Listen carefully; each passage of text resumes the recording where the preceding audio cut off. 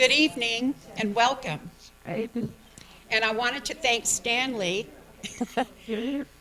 passion. That's not the world.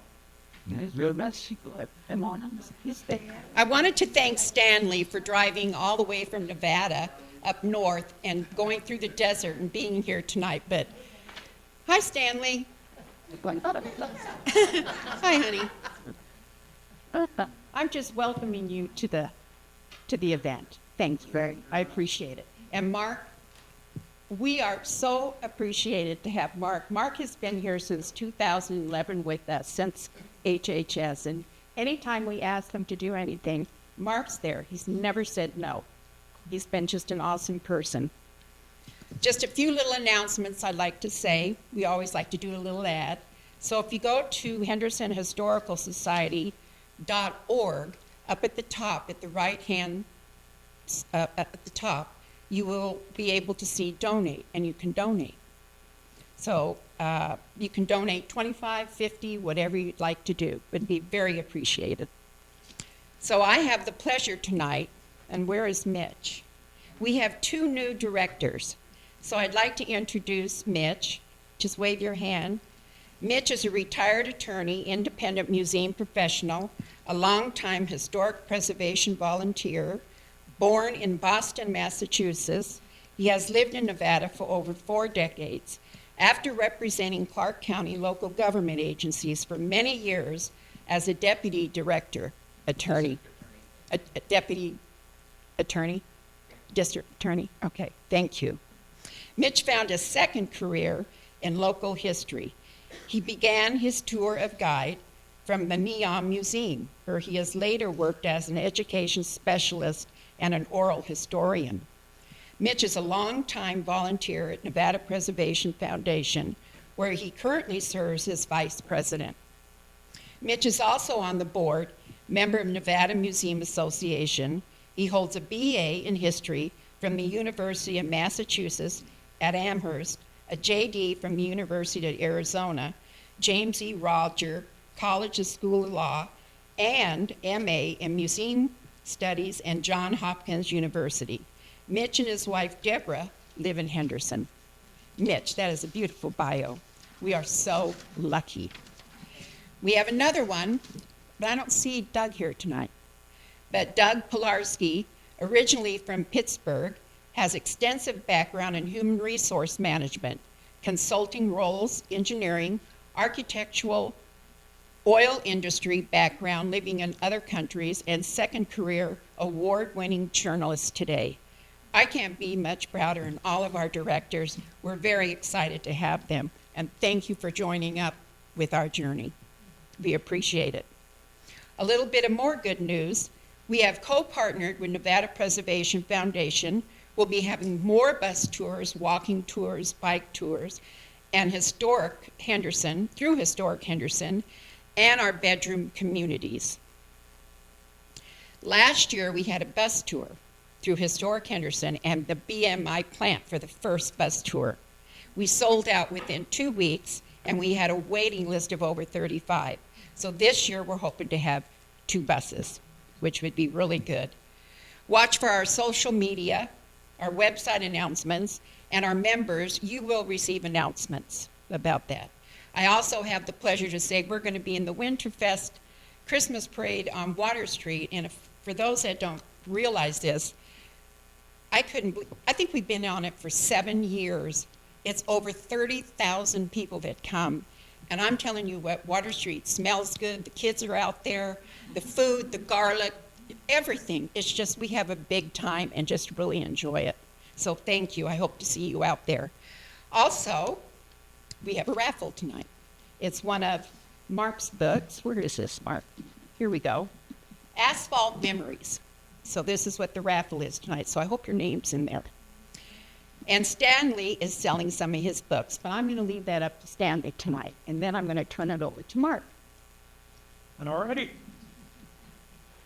It's my pleasure to introduce Stanley tonight. I've known Stan, well, for a few decades. Actually, since I got over here from, well, I came from San Luis Obispo. But when I came over here and started the Aviation Museum in McCarran Airport, I'm sorry, I'm still going to call it that, no matter what they change its name to.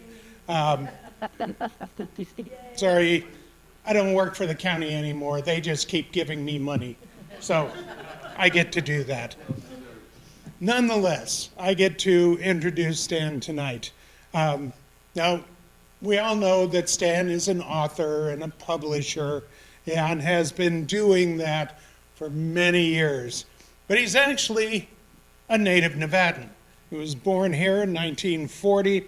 He attended Las Vegas High School. Well, Wildcat. Yes, starting in 1954. I hate to tell you that was the year I was born. Yeah, I'm a mere Ute. After high school, he joined the Navy, spent a couple of years in the reserves.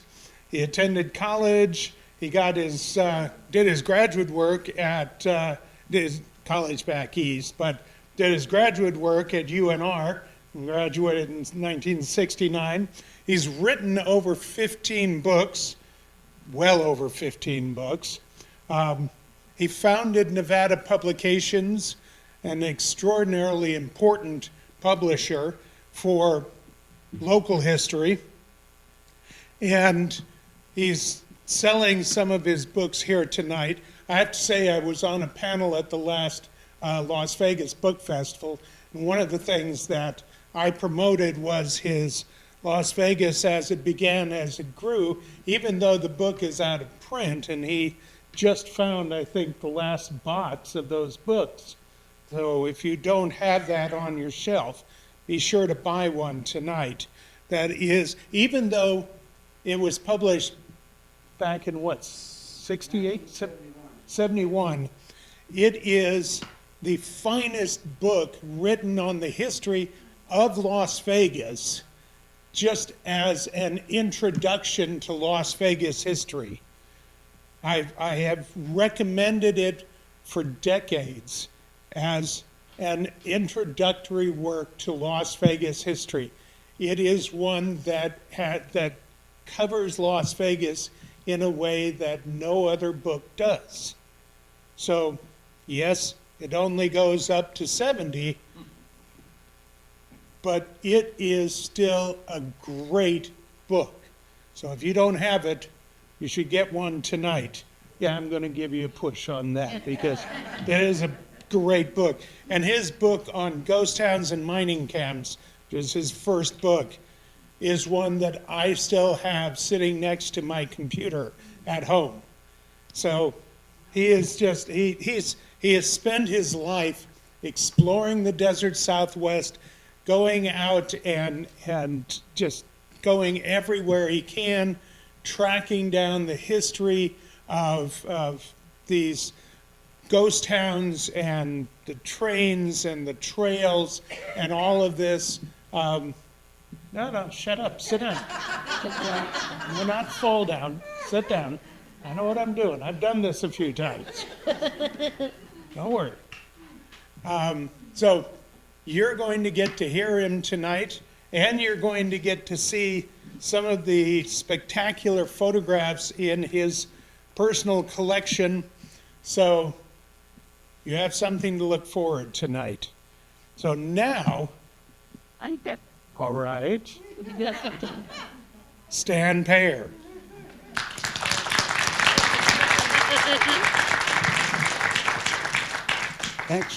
Thanks a lot, Mark. When I met Valerie last March or April, we didn't decide on a title for what I'm going to present tonight, but it'll be about 37 minutes long and plenty of time for question and answers afterwards.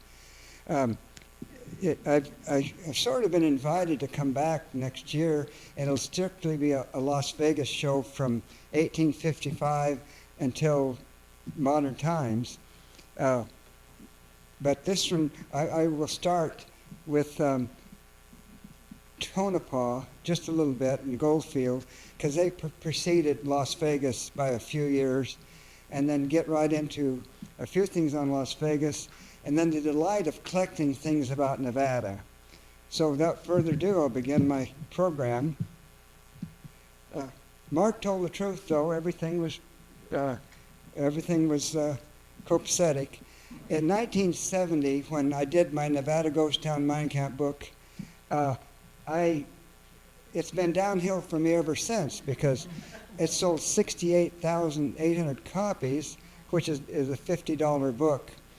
And want me to start over? At least. Oh. Wait a sec. This.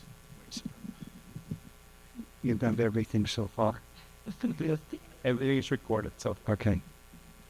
The only reason I start out with this picture here, and Mark can appreciate this. Oh, sorry. He.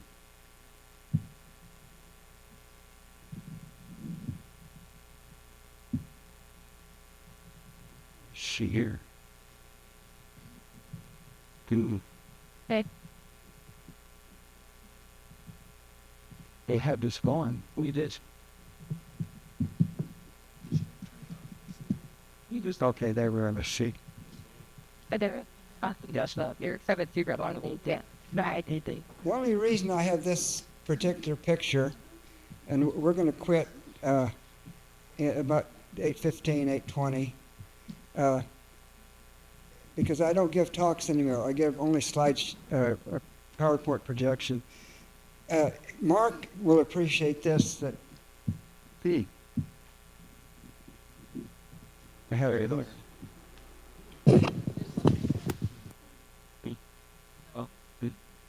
The only reason I put this picture up is that, I do have to grab something from my bag. I'll be right back.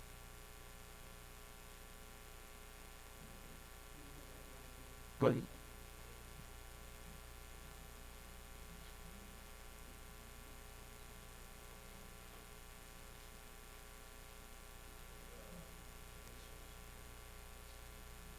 find it.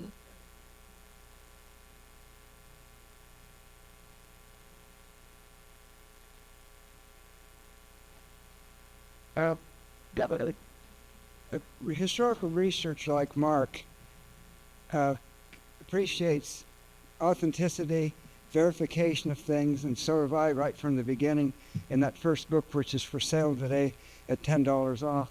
But I found this picture years ago, and it said Borax Mine, Death Valley, 1890. I've been to Death Valley so many times and hiked every canyon that's facing Death Valley that mountain range is simply not Death Valley. But about 10 years later, I was driving along west of Tonopah, and I noticed that. So it's really a picture after 1890 in central Nevada. But we have to have historical accuracy, or don't put out a book at all unless it's thoroughly researched, double, triple times, so forth. Virginia City was founded in 1859. Virginia City put Nevada on the map as a state in 1864 by Tonopah, with the discovery of silver there in 1900 and developed for 14 years. Tonopah kept Nevada on the map. And the big 20th century mining boom started in Tonopah, went down through Goldfield and into Beatty, into Rhyolite. And finally, by 1905, Las Vegas was born, and it became a hub for railroads. Especially one was built to Las Vegas and Tonopah from Las Vegas all the way to through Beatty up to Tonopah. Naturally, Las Vegas and Tonopah Road. But actually, Tonopah was important because it got 3 railroads. Notice this sign over here says, automobiles slow down to 12 miles an hour. But here's the Mizpah and the Cavalvada. They're still there, and they're still renting rooms.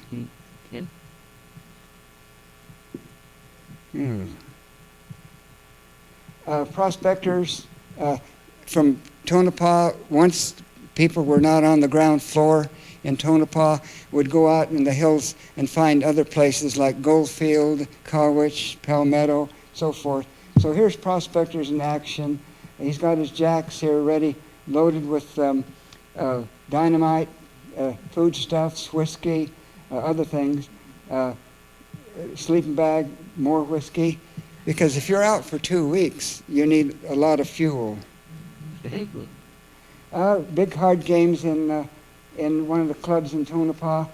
Everything was heated with that central. Oh, it was central heating then, wasn't it?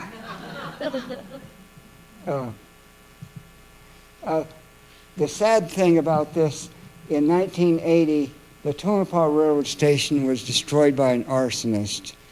And here's the tracks into Tonopah. Lots of people would coalesce there. Just someone that did not appreciate history.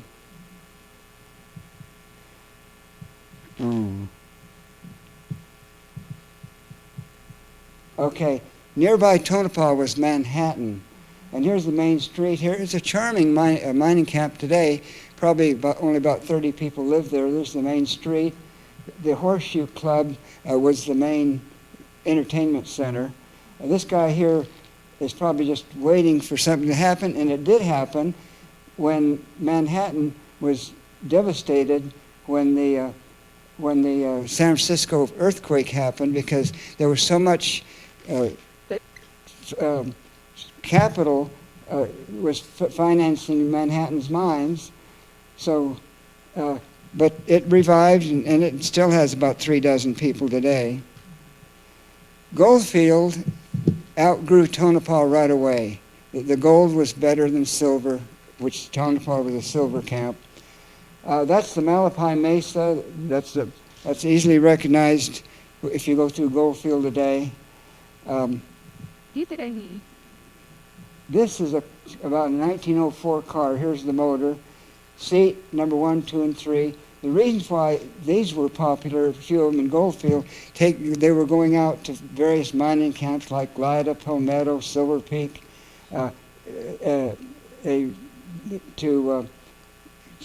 take people out to the various other mining camps from Goldfield.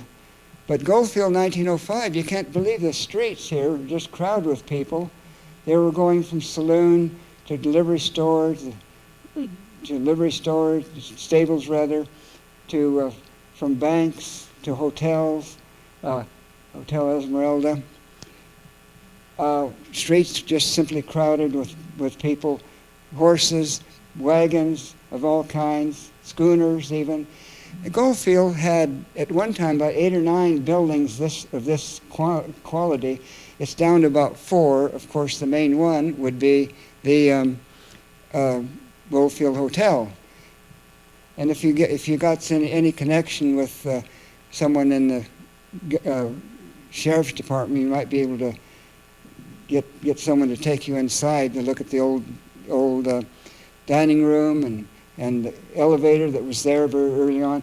These people are high grading, and that was something in Goldfield that's been told in several histories. A drilling contest drew lots of crowd. At the corner of Mohawk and the other 3 corners, there was a saloon on every side, and this was named Crook Street of all things. Here's the main street today, but there was a big boulder put right here, and 2 contestants would drill down in a certain amount of time, like 2 minutes, and the one that would dig the deepest hole in the boulder would be declared the champion. Jake got around quite a bit. Jake's dance hall in Goldfield. He even, one of the best stories I've ever read about Jake was the founding of a dance hall in Manhattan. And he enlisted one person to build it all, make the plans, so forth. And it was built in 2 weeks' time. And finally, 3 o'clock, it opened up in Goldfield after 2 weeks. And then the girls would be brought in from Goldfield to take the second story of the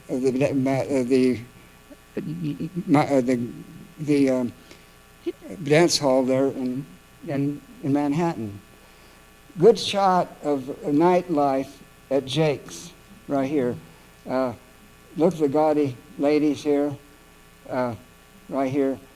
And Jake went on to other places after Goldfield declined. He knew how to make money. If you can imagine, in Goldfield, 3 different railroads from 3 different transcontinental lines. One link going down to the Atlantic Pacific, that would be the Tonopah and Tidewater, the Tonopah and Goldfield, and the Las Vegas and Tonopah. Goldfield has been written up very well, especially by Sally Van Janney, whose terrific book, unfortunately, is out of print now. There was a lot of advertising, like, come to Lida. Look at all this high-grade ore we can find in ore. Settled in Lida. But when you got there, well, there was really not much going on anymore. There's hardly any buildings left at Lida.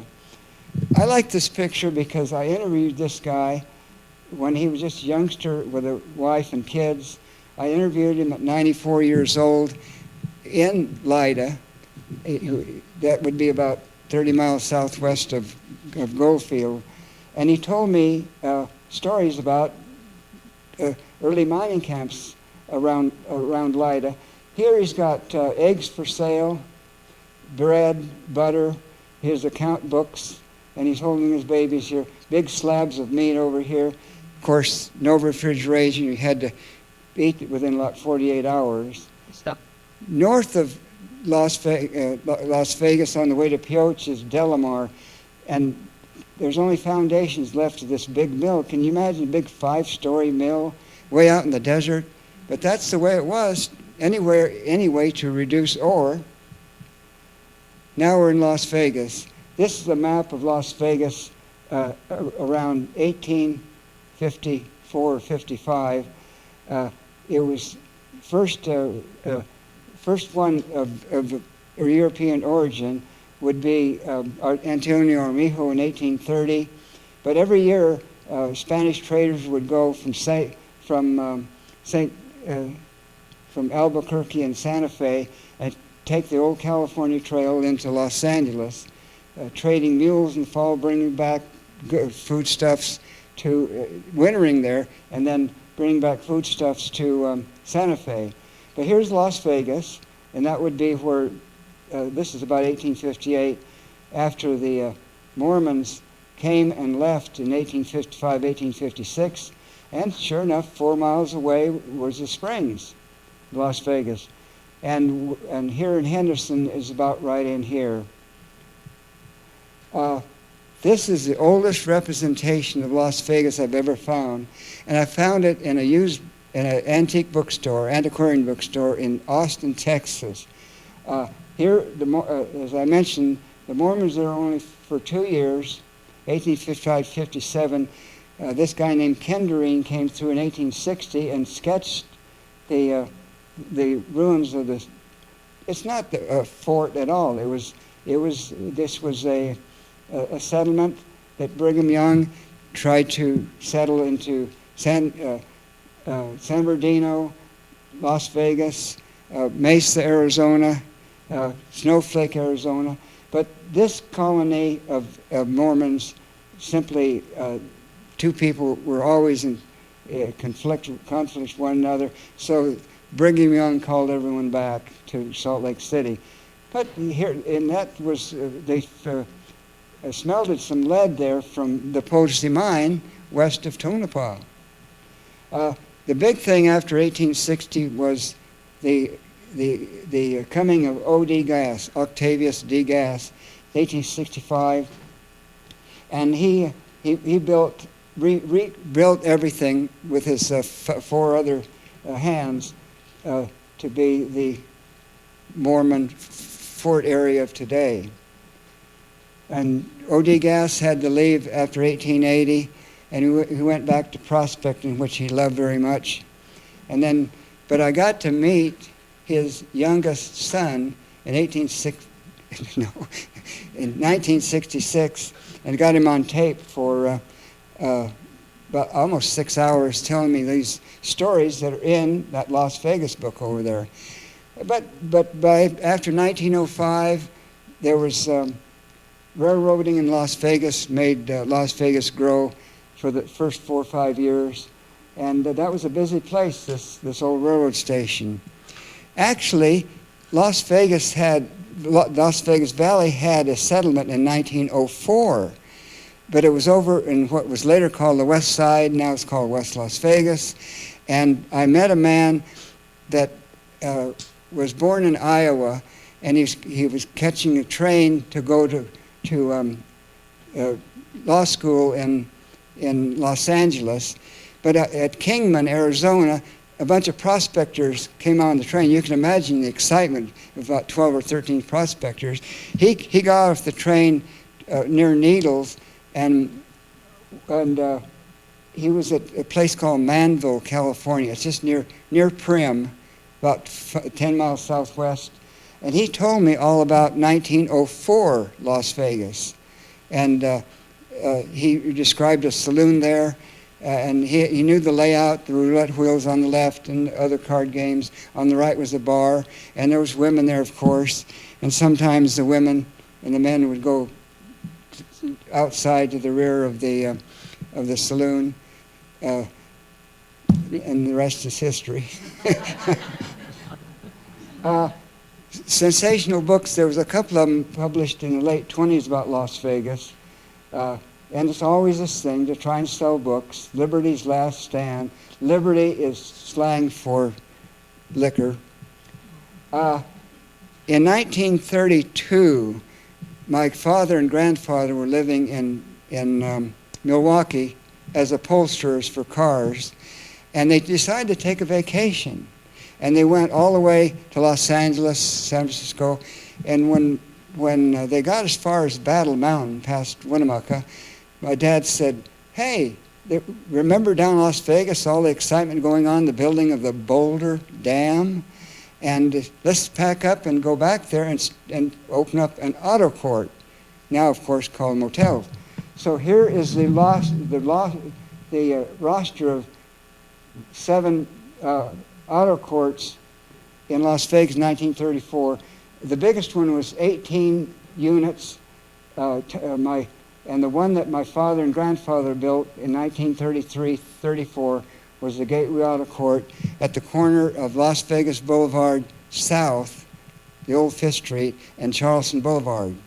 And I remember growing up there as a kid, even the corner of Las Vegas Boulevard and Charleston, there was no stopping light there. There was just 4 red traffic stop signs. And but it grew. It grew. Before my dad was retired, by 1954, he had 45 units, and then because of health, he had to sell out. And there's a picture of my father's motel, $1 cabins. Now, if you had your own blankets, it was only 75 cents, and my mother moved there in 1938 at the behest of my dad, and she cleaned the room and so forth, and they just make it ready for everybody. But if you wanted to save that 25 cents, the sheets and the blankets were just pulled from the motel unit or the auto court unit. Motel is the more modern name, but. I remember these trees and climbing them when I was just a youth. They were much bigger by the early 50s and so forth. From the AAA 1934, Las Vegas had about 4,000 people in the 1930 census. And by 1935, it had this many.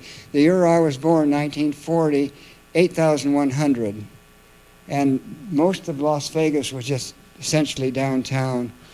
No strip until 1941. But that's another story for another program where I'll do all Las Vegas and nothing else.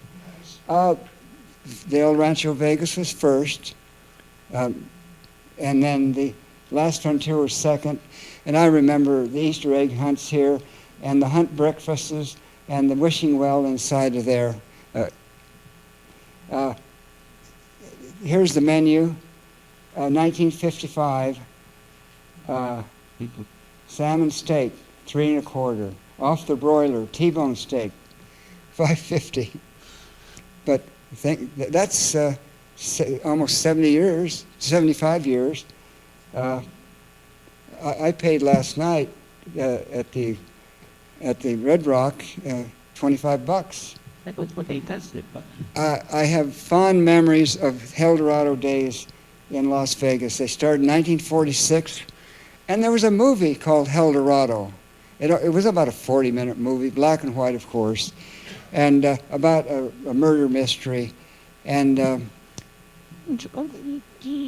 we as kids would be dropped off there as we were going to Cashman Field when the Las Vegas Wranglers were in the Class C Sunset League, playing towns like Mexicali and El Centro. But here's the Eldorado, Las Vegas. And there was three parades. One of them was the Old Timers Parade, and that was attended. It seemed like it was attended the best. Here is the jail, called the Hoosgow, and people were just played the game, and were locked up in there 15, 20 minutes, maybe at the most, and someone would pay the fine to get him out. And there was all kinds of things, burros in the street, wagons like this, down at 4th and Fremont Street, Ronzoni's. Later it was moved. And the Desert Love Buggy. Remember that one very well. Still a frontier town. That was the motto of Las Vegas just before World War II and just after World War II. And even the chimp over here would be at the table. But I've got a lot funnier things to show next time I'm here. And there he is again. Roulette, popular game. This is Faro. That was obsolete even in Las Vegas by about 1910, 1915. More of the parade right here going down around 8th and Fremont in Las Vegas, the Franklin Motel. By then it was called Motel. After about 1955, that auto court was dropped and the units for travelers was a motel. The color line broke around 1964. Or is that 1961 or 64? Clay T? 1960. 1960, yeah. And this is in the Moulin Rouge, which was catered to Afro-Americans, blacks. And unfortunately, it just really didn't take off like other hotels in Las Vegas. This is the old-fashioned baccarat table, obsolete nowadays. A baccarat table now is about half this big. But it started out in Las Vegas, I don't know when, but probably right after World War II, and first tables would look like this. And then the other one was more accommodating. And you can get 2 games playing instead of just one. So the management at any of the big hotels on the Strip were not stupid. At my dad's motel, I remember this map right here of Las Vegas around 1951, 52. No, a little bit later, because that's Nellis. They named it, I think that word is Nellis. Anyway, here's downtown. The motel was right there. When my dad moved there in 1932 and built that auto court with only 18 units to start, he was 9 blocks from downtown, and past where the Foley building is today on Las Vegas Boulevard North, from there to the end, there was only one building. And he built far out, he was way out of town in 1932 when my dad and grandfather built the gateway. But the big action that really put Las Vegas on the map was the building of Hoover Dam, Boulder Dam, as it was called till 1947. And high scalers over here, very dangerous work. It's, I guess the counterpart today is people that like to climb mountains, and I don't know why. One little slip and you'd be toast. This is a place that you should all know. Henderson, Nevada, the first BMI plants with no buildings around yet, but they will soon come. Back in 1946, 47, the BMI plant, the magnesium would come from a place east of Gabbs, Nevada. Now, half this audience probably doesn't know where Gabbs is. It's about 70 miles southeast of Fallon, about the same distance from Tonopah. And it's on a state route, but it was hauled in by trucks and unloaded over here and manufactured magnesium for the war effort against the Germans in World War II. Las Vegas News Bureau. This is a hoot of a picture. Downtown, where there was about 1950, 52, Greyhound Depot, that way. Because people rode the bus a lot to get in Las Vegas, back that early. But in 1958, 59, Las Vegas needed something to really boost them. And but who would want a convention center in Las Vegas? Well, the city council was not really enthused, but there were others who wanted to build a convention center. This is the old bubble, and look at these cars here, late 50s. Look at those fins. And as soon as that convention center was built, right away it was making money for the city. It just, and now, of course, the convention business in Las Vegas is unbelievable. Just bringing tens of thousands of people here and spending a lot of money, and maybe someone wanted to stay here. Inside of the convention center, 1960, 61, the rotunda. Pictures like this, Las Vegas would still do something like that, but I think they lost the Old West flavor by about 1970 or so. Yeah. Now the convention center is 4 blocks long. It's the largest building that's only 1 story in the world. Continuous, 4 blocks. And I had to go to a convention there one time. It was a lot of walking inside just to get to the area where I wanted to get to. Lots of entertainment. The Rat Pack. Look at that headline, or that story inside. Anyway, of course, Frank Sinatra and Sammy Davis and Dean Martin over here, Joey Bishop. Treasure Island was a hit, especially with their boat here. There would be people on the boat, rocked to a little bit, and of course T.I. quit that after, I think it only ran about 5 or 6 years. The lounge acts. When I turned 18, I like going to lounge acts. Louis Primo's Express, that old Black Magic, Thing of Spell, Jump and Jive, and all kinds of things like that. Lots of horns, lots of trombones, the music that's obsolete today. The Dunes, of course, this is one of the first of the 6 implosions in Las Vegas. Reno had one, the Mapes Hotel in the year 2000. They had to get in the act. And that's just a skate rink even today, right on the Truckee River at Virginia Street. This was quite a neat improvement here with the Ferris wheel, and people ride in this. I think that in riding this, it started about $35, $40. I understand it's much more now.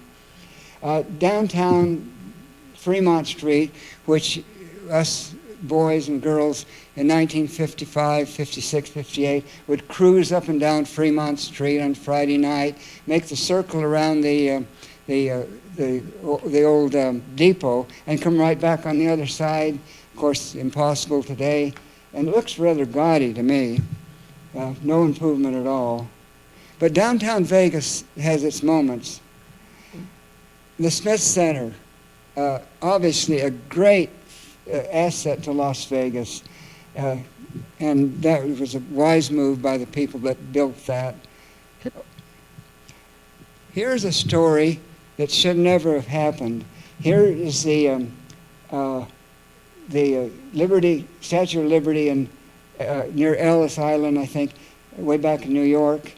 And the U.S. Postal Service wanted to put that face on a stamp. And here it is right there. But it does not match, because this was taken from New York, New York, on the Strip. And then, yeah, and so the hotel had to pay for the damages, so-called damages. But every one of these strip hotels makes good money, and they settled right away.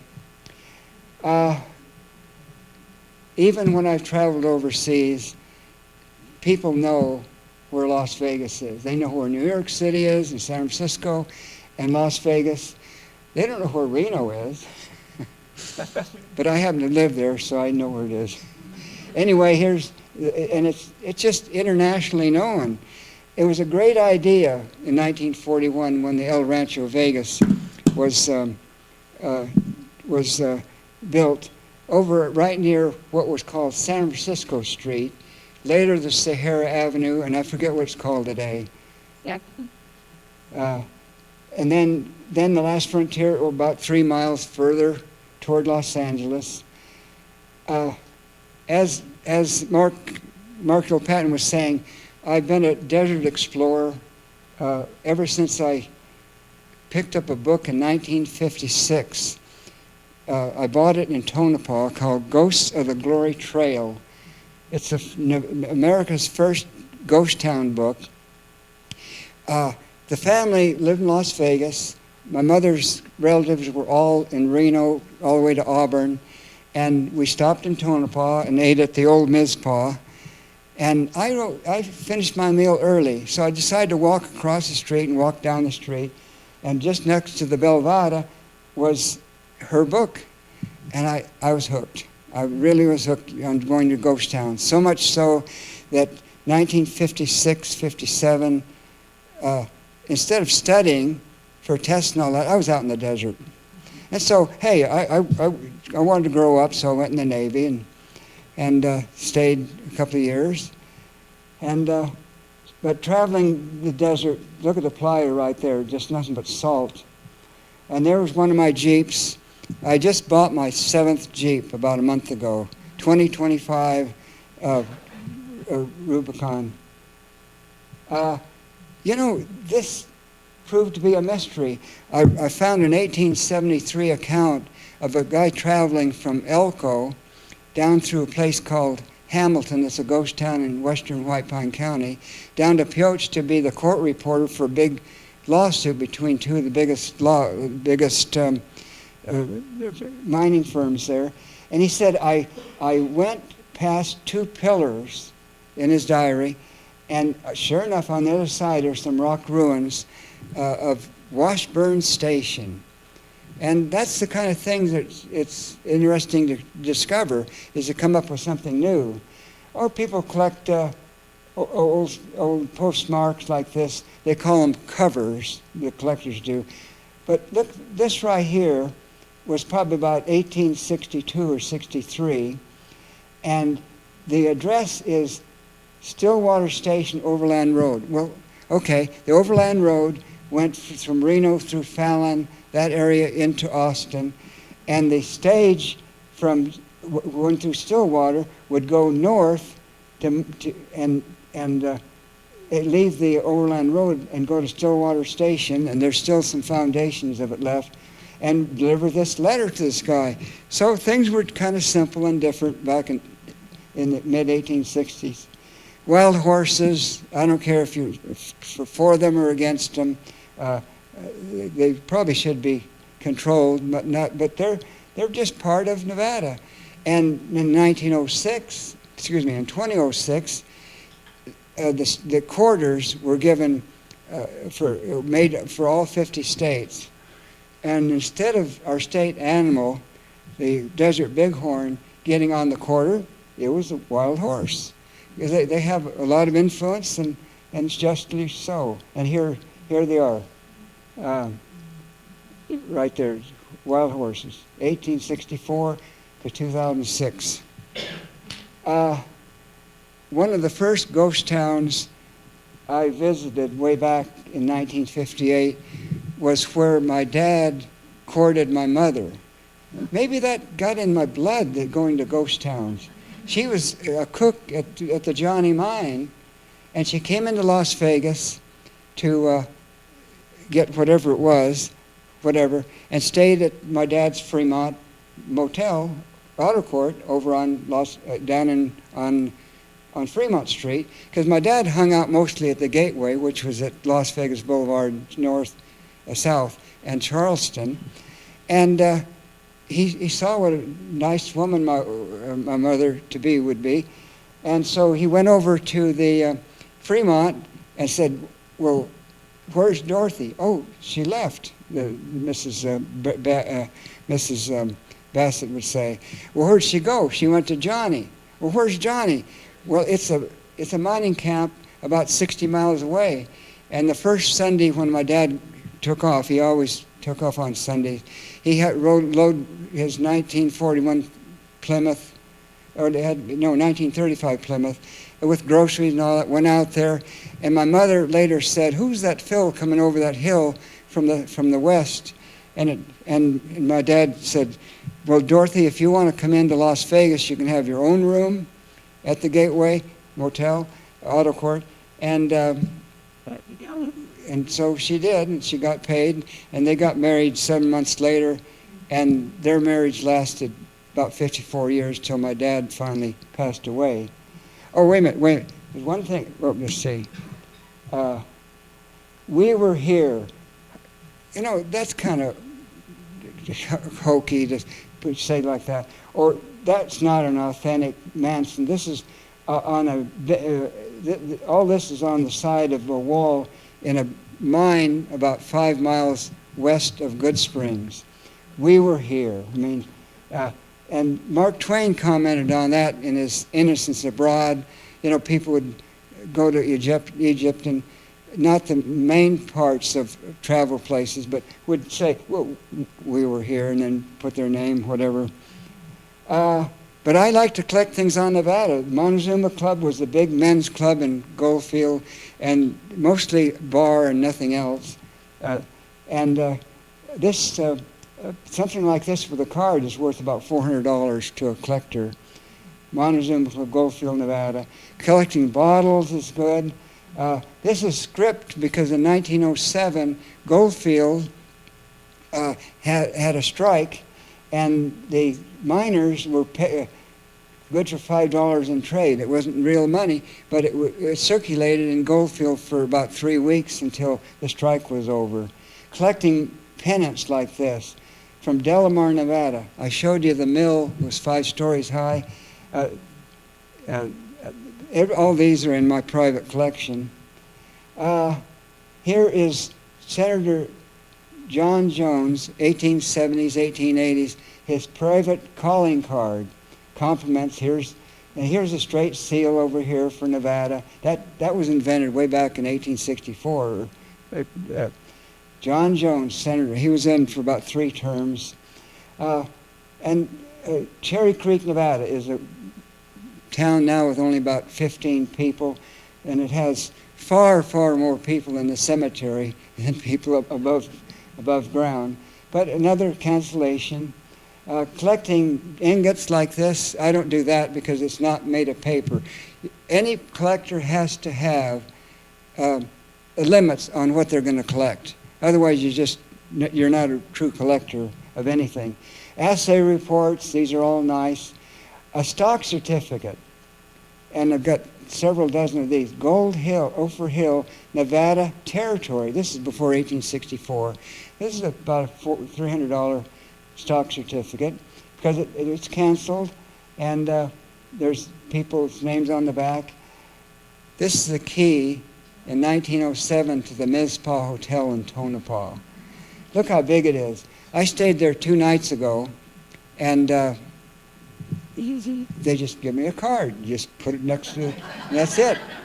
It's less romantic, really, but that key borrowed from a friend to put, and Carson City silver dollars, a very high collectible. I'm surprised that Carson City, well, because of the mines in Virginia City, would merit a mint building that's still there today. It's the Nevada State Museum. This is part of Ghost Town. Here's a big silver mill over here. And it's a little bit hard to get to. That's why it's still in pretty good shape, because some of these people, maybe younger, will go out and try and destroy an old wall or something like that. You know, good things, or maybe things, come to an end. And the end of the trail is right here. And with this image, I close my slide show, or my PowerPoint show for this evening.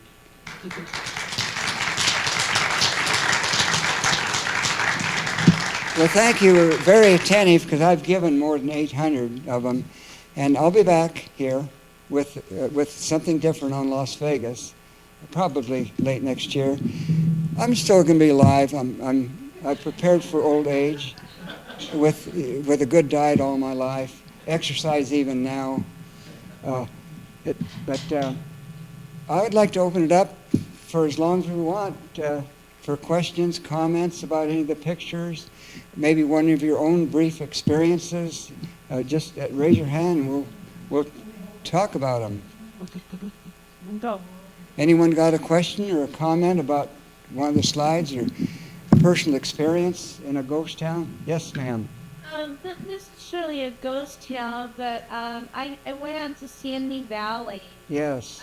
My son was he's a substitute teacher and I'm working in Stanley Valley. So Yeah. I had never been out there, and so it was an interesting little community. And I'm wondering, I mean, is there mining or? Yes, that's a good question. Sandy Valley is about 12 miles, 13 miles west of Good Springs, which was a good mining camp in itself. There was 2 ways to get there in my traveling days or exploring days. A northern route that is now paved to get to Sandy Valley, because Sandy Valley even has a grade school now. And it's a thriving community. Right in the middle of Sandy Valley, there was a big mill, silver mill. I got it in my Nevada Ghost Town book over there, with a team coming through the mill, depositing ore and then leaving. And it's quite and there was a couple other so-called towns springing up around there, Kingston, but they were all just promotional towns. But Sandy Valley hung on, and I think more people will move out there. Anybody else for the question? Yes, ma'am. I have an interesting thing. In 1909, Yes. Clark County and Lincoln County split. Yes. And at that time, they wanted to make Searchlight the county seat Yes. for Clark County because there were more people in Searchlight Yes. than there were in Clark County. Yeah. And James Cashman was the one that got it changed because Searchlight did not want that because they were already gone down in their gold. Exactly. And so, but James Cashman had a telephone company in Searchlight, Yeah. car dealership, and had a couple other. Oh, yes. And he had one gone across the river. Yeah. And so he was the one that convinced them that it should be here in Las Vegas. Yeah, and I want to add on to that story because the last book on Nevada I'll ever write, one chapter is on how Clark County was formed. They could have captured the county seat from Pioche to Vegas. There was in 1908, the whole question of whether there'd be a new county or county seat removal was in the treasurer's office for treasurer of Lincoln County. no Clark yet, just one more year. And it was between a guy named, he happened to name Clark, and a guy named Henry Lee, a nice LDS person from Panaca, of all places. And Lee did not want to divide the county. He didn't want to give Vegas the county seat or in any way. And then, but Ed Clark was the incumbent, and he was very popular. And he only won one town, that was Las Vegas. Henry Lee took Searchlight, because Searchlight was in the same, backing up your point, was not in favor of establishing, getting the county seat away from Pioche, which was a much bigger town than now. It's a pretty sad place today. Yeah, that's a good story. Glad you filled it in. Might have to revise a page in the book. Any more comments, questions? Yes, sir. Was Riley moving the same time if Goldfield or Tonopah? Yes, what happened was Tonopah discovered in May 1900, and by 1902-03, it had it was as big as Virginia City. So Tonopah sort of kept Nevada on the map beginning up at that time. And then the mining boom slipped down into Goldfield, and Goldfield was always bigger, and then came down into Beatty, Rhyolite, and Bullfrog, they called it. And that lasted for 2 or 3 years, and they almost got a new county called Bullfrog established. And now that's sort of reviving even this year, because Pioche, or excuse me, Pahrump is 8 or 9 times bigger than the county seat. Now, in the old days, that would be a movement to get on the ballot or get an act of legislature to move a county seat. Because picture this: if you're east of Ely, present-day Ely, you're in those mining camps. It took 2 days to get the county seat. You're spending and stay in the same county, of course. The county seat was a place called Hamilton. And they had to stay at some wayside inn on the way. They spent money, animals, to get that far, food and all that, and go back, for anything, to pay taxes or whatever, like we do, or most of us do, I think.